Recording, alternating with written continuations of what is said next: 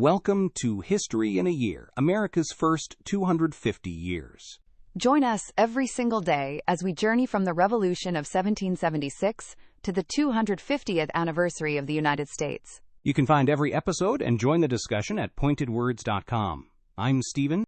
And I'm Leah. It is January 11th. Welcome to Episode 11. Yesterday, we watched the British fleet sail away from Boston. Washington had won the first round. But as he stood on the docks, he predicted, they will be back. He knew exactly where they were going. New York City. Control New York, and you control the Hudson River. Control the Hudson, and you split the colonies in half, isolating New England from the south. It was the strategic kill shot. So Washington marched his army south. He arrived in New York in April 1776 and started digging. But defending New York is a nightmare. It's an archipelago of islands.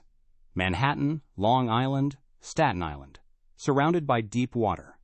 Perfect for a navy. Terrible for an army without ships.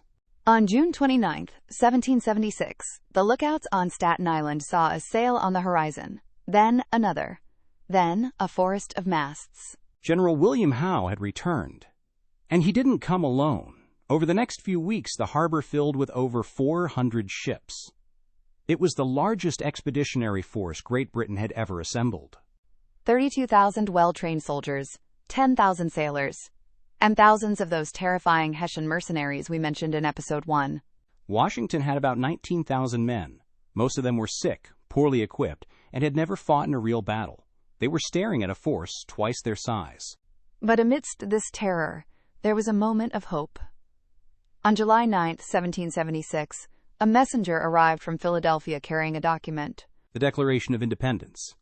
Washington ordered the army to assemble on the Commons, where City Hall is today. He had the declaration read aloud to the troops. We hold these truths to be self-evident. It was the first time these soldiers understood exactly what they were fighting for, not just for taxes, but for a new nation. The troops went wild. A mob of soldiers and civilians ran down to Bowling Green, where there was a massive lead statue of King George III on a horse. They toppled it. They chopped the king's head off and put it on a spike outside a tavern. The rest of the lead statue was melted down.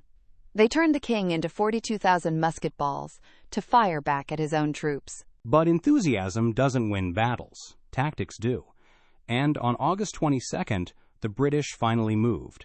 They landed 15,000 men on Long Island, in modern-day Brooklyn. Washington had split his forces. He had some men in Manhattan and some in Brooklyn, defending the heights. He expected a frontal assault, just like Bunker Hill. But General Howe had learned his lesson. He wasn't going to charge up a hill again. He found a flaw in Washington's defense. There was a ridge of hills protecting the American position. There were 3 main roads through the hills, and the Americans guarded them heavily. But there was a 4th road, the Jamaica Pass, far to the east. It was an obscure, unguarded cattle path. Washington's officers missed it. On the night of August 26th, Howe marched 10,000 men silently through that pass. When the sun rose on August 27th, the Americans were fighting the British in front of them, thinking it was a standard battle. Suddenly, they heard cannons firing behind them. They were surrounded. It was a slaughter. The British and Hessians collapsed the American lines like a house of cards. The Americans panicked. Men were running through the swamps, being hunted down by Hessian bayonets. But amidst the rout, there was one moment of incredible heroism. The Maryland 400. A regiment of soldiers from Maryland, led by Major Mordecai Gist, saw that the rest of the army was trapped. They decided to buy time. They charged the British line, a force 10 times their size. They were stationed at the Old Stone House. They attacked, were pushed back, and attacked again, 6 times. Washington watched from a nearby hill, wringing his hands and crying out, "Good God, what brave fellows I must this day lose!" 256 of the Marylanders were killed, but their sacrifice worked. It bought enough time for the rest of the army to retreat behind the fortifications of Brooklyn Heights. But now, Washington was in a box. He had 9,000 men trapped on Brooklyn Heights. The British army was in front of him. The East River was behind him. General Howe halted his troops. He didn't order a final assault. He remembered the carnage of Bunker Hill and decided to play it safe. He would lay siege. He began digging trenches. He knew he had Washington trapped. Howe's plan was simple. Wait for the British fleet to sail up the East River. Once the ships were in the river, they would cut off Washington's escape. The entire American army would be captured, and the war would be over. Washington was cornered. It was raining. His men were hungry, wet, and demoralized. He faced a choice: surrender, fight, and die, or try the impossible. He chose the impossible. He decided to evacuate the entire army across the East River to Manhattan. At night, under the nose of the enemy, He needed boats. He sent word to Colonel John Glover. Glover was the leader of the Marblehead Regiment. These weren't farmers. They were fishermen from Massachusetts. Tough, salty men who knew how to handle boats in any weather. On the night of August 29th, Glover's men gathered every sloop, sailboat, and canoe they could find.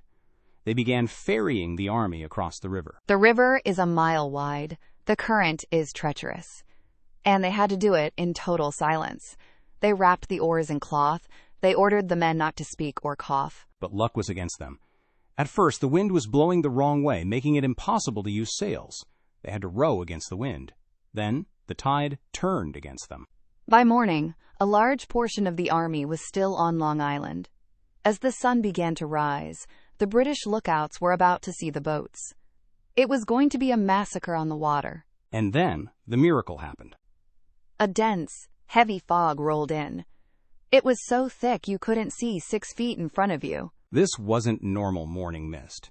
It was a pea soup fog that settled specifically over the river and the Brooklyn side, while, according to witnesses, the Manhattan side remained clear. Under the cover of this providential fog, Glover's men kept rowing. They ferried the last of the troops, the cannons, and the horses. The last man to step into the last boat was George Washington. When the fog lifted around 7 a.m., the British marched into the American lines expecting a fight. They found nothing, just empty trenches and campfire ashes. General Howe was stunned. Washington had slipped through his fingers. It was a masterstroke of logistics and luck. Historically, the Battle of Long Island was a crushing defeat. Washington was out General E.D. and outflanked. He lost New York City. The British would occupy it for the rest of the war. But the evacuation was a victory of survival. If Washington had been captured that day, the United States would have died in its cradle. Washington lived to fight another day. But fighting wasn't really what he did for the next few months. It was mostly running. The British chased him out of Manhattan, across the Hudson, and into New Jersey. The American army was disintegrating. Soldiers were deserting in droves. By the winter of 1776, Washington was down to a few thousand freezing men. The British assumed the war was practically over. They went into winter quarters, waiting for spring to finish off the rebels. Thomas Paine, who was marching with the army, sat by a campfire and wrote a new pamphlet. He called it The American Crisis. These are the times that try men's souls. Join us tomorrow for Episode 12, The Darkest Hour of the War. Washington needs a victory, or the revolution dies on New Year's Eve. We are going to cross the Delaware River on Christmas night and hunt some Hessians. I'm Leah. And I'm Stephen. You can find every episode at pointedwords.com. And this is our story.